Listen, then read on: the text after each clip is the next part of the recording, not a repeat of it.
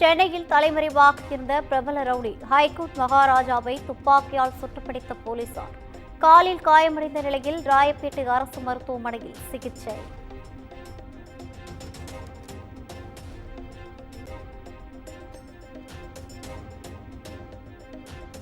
கோவையில் எஸ்டிபிஐ கட்சி நிர்வாகிகள் உள்ளிட்ட 3 பேரின் வீடுகளில் அமலாக்கத்துறை சோதனை.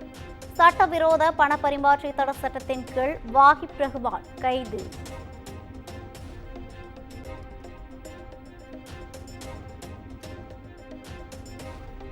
காலை உணவு திட்டத்தின் கீழ் குழந்தைகளிடையே கடுமையான நோய்களை கணிசமாக குறைத்துள்ளது. நன்மைகளை தரும் நலத்திட்டங்களை தொடர்ந்து செயல்படுத்தி வருவதாக முதலமைச்சர் மு.க. ஸ்டாலின் பெருமிதம்.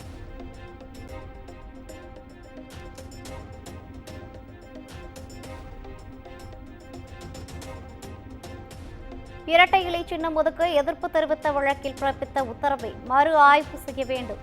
சென்னை உயர்நீதிமன்றத்தில் அதிமுக சார்பில் மனு.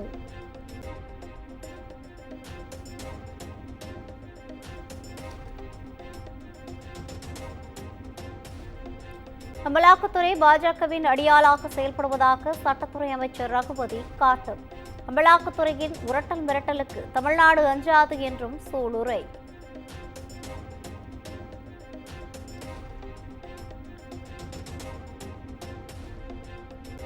முதல்வரின் வீடுகள் மறுகட்டுமான திட்டத்தின் கீழ் நடப்பாண்டிற்கு முதற்கட்டமாக ரூபாய் 600 கோடி ஒதுக்கீடு. தமிழக அரசு அரசாணை வெளியீடு.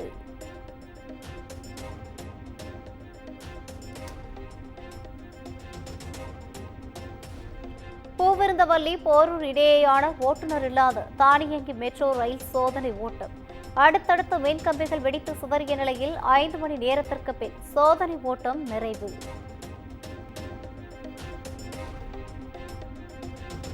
1000 கோடி ரூபாய் டாஸ்மாக் ஊழலுக்கு எதிராக அண்ணாமலை ஏன் போராடுகிறார்?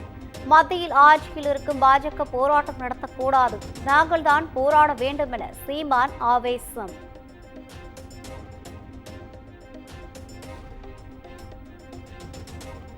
சாதிவாரி கணக்கெடுப்பு நடத்த சொன்னால் சேகர் பாபு கோபப்படுவது ஏன்? தமிழக வாழ்வுரிமை கட்சித் தலைவர் வேல்முருகன் கேள்வி.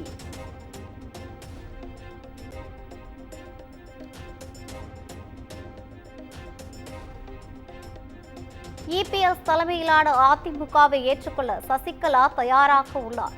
உத்திரமேரூரில் அதிமுக செய்தி தொடர்பாளர் வைகை செல்வன் பரபரப்பு பேச்சு.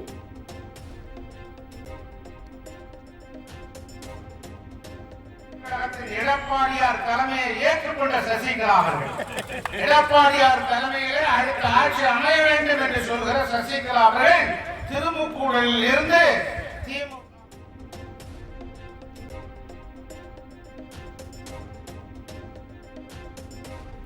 2025-26 கல்வியாண்டில் அரசு பள்ளிகளில் 1 லட்சத்தை கடந்த மாணவர் சேர்க்கை. பள்ளி கல்வித்துறை தகவல்.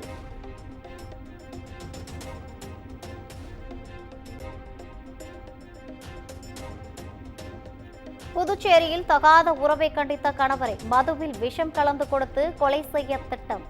மனைவி உட்பட 4 பேரை கைது செய்த போலீசார்.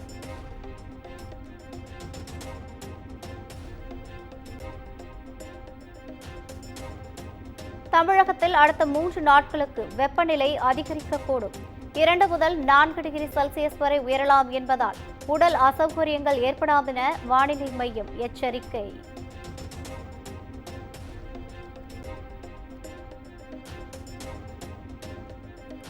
கோவை பாலக்காடு தேசிய நெடுஞ்சாலையில் 71,50,000 ரூபாய் ஹவாலா பணம் பறிமுதல்.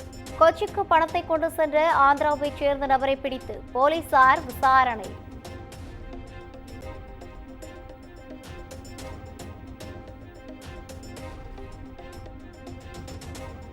மதுரை கீழவாசல் பகுதியில் அரசு பேருந்து மோதி மூதாட்டி உயிரிழப்பு. பேருந்தை கவனக்குறைவாக இயக்கிய ஓட்டுநர் மீது நடவடிக்கை எடுக்க வலியுறுத்தல்.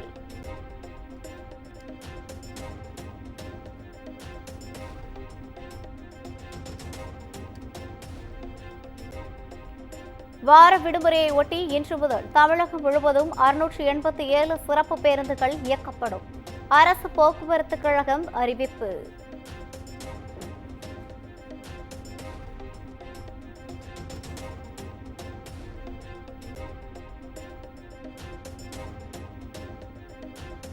தொகுதி மறுசீரமைப்பு தொடர்பாக சென்னையில் முதலமைச்சர் தலைமையில் நாளை ஆலோசனை. கேரள முதலமைச்சர் பினராயி விஜயன் சென்னை வருகை.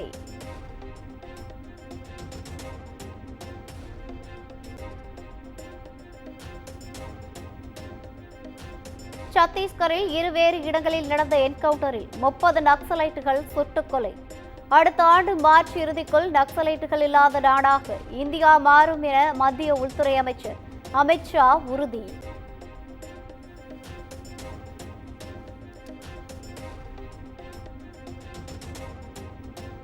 நாடாளுமன்றத்தில் தொகுதி மறுவரையறை, தமிழக மீனவர்கள் பிரச்சினையை எழுப்ப எதிர்க்கட்சிகள் திட்டம். திமுக எம்பிக்கள் தொடர் முழக்கத்தில் ஈடுபட்டு வரும் நிலையில் இன்று அவை நடவடிக்கைகள் சுமூகமாக நடைபெறுமா என எதிர்பார்ப்பு.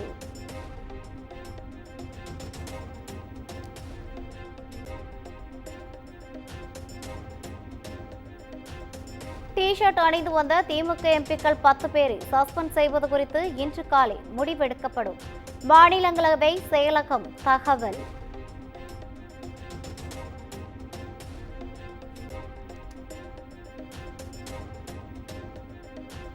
தெலங்கானாவில் சட்டவிரோத பந்தய செயல்களை ஊக்குவித்ததாக வழக்கு பதிவு செய்யப்பட்ட விவகாரம். மன்னிப்பு கோரி வீடியோ வெளியிட்டார் நடிகர் பிரகாஷ் ராஜ்.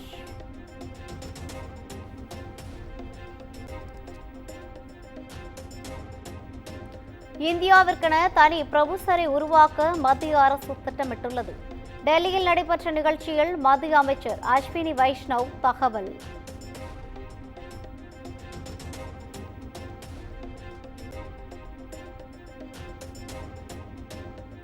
ஒடிசாவில் கடும் வெயில் காரணமாக இன்று முதல் பள்ளி வேலை நிறுத்தத்தில் மாற்றம்.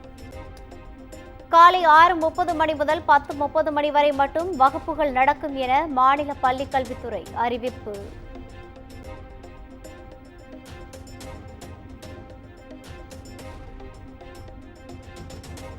டெல்லியில் இந்திய யூனியன் முஸ்லீம் லீக் நடத்திய இஃப்தார் விருந்து.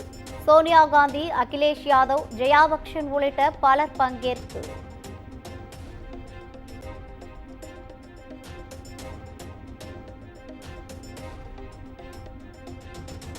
பீகார் முதலமைச்சர் நிதிஷ்குமார் தேசிய கீதத்தை அவமதித்து விட்டதாக எதிர்க்கட்சிகள் குற்றச்சாட்டு. முதலமைச்சர் என்ன மனநிலையில் இருக்கிறார் என ஆர்ஜேடி கேள்வி.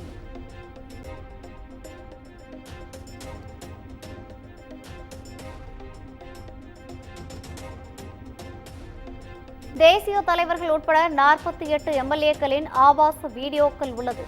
கர்நாடகா சட்டப்பேரவையில் அமைச்சரின் பேச்சால் சர்ச்சை.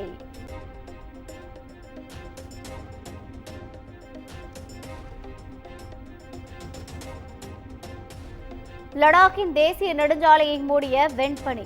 ராட்சத இயந்திரங்களை கொண்டு பனியை அகற்றும் பணி தீவிரம்.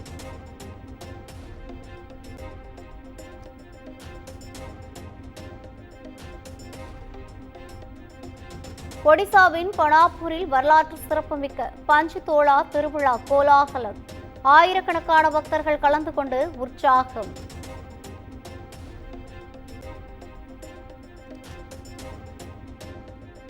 நீரிழிவு மற்றும் உடல் எடையை குறைப்பதற்கான மவுஞ்சாரோ என்ற மருந்து இந்தியாவில் அறிமுகம். அமெரிக்காவின் ஏலி லில்லி நிறுவனம் அறிமுகம் செய்துள்ள இந்த மருந்தின் விலை சுமார் 4000 ரூபாய் இருக்கும் என அறிவிப்பு.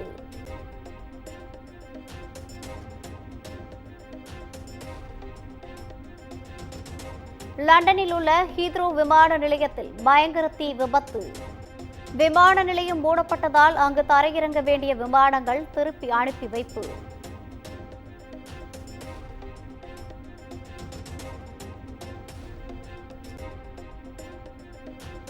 இந்தியாவுடன் நல்லுறவு இருப்பதாக அமெரிக்க அதிபர் டிரம்ப் பேட்டி. அமெரிக்க பொருட்களுக்கான வரியை இந்தியா குறைக்கும் என்றும் நம்பிக்கை.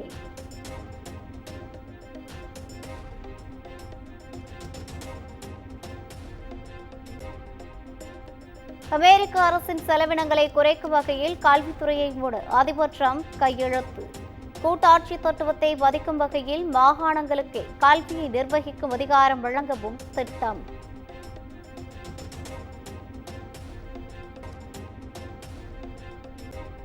அமெரிக்காவின் ஜார்ஜ் டவுன் பல்கலைக்கழகத்தில் பயிலும் இந்தியாவைச் சேர்ந்த முதுநிலை ஆராய்ச்சி மாணவர் கைது. ஹமாஸ் இயக்கத்துடன் தொடர்பில் இருந்ததாக குற்றச்சாட்டில் அந்நாட்டு குடியேற்றத்துறை நடவடிக்கை.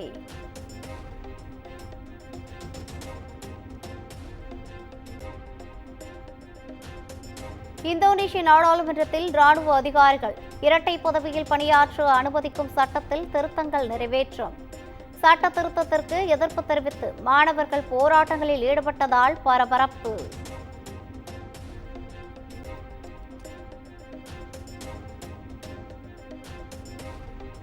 பதினெட்டாவது IPL T20 தொடர் கோலாகலமாக நாளை தொடக்கம். கொல்கத்தாவில் நடைபெறும் தொடக்க விழாவில் கண்கவர் கலை நிகழ்ச்சிகளுக்கு ஏற்பாடு.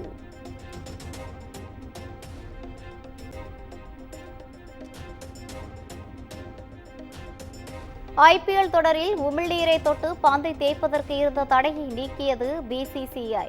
கொரோனா காலத்தில் ICC தடை விதித்திருந்த நிலையில் IPL போட்டிக்காக நீக்கம்.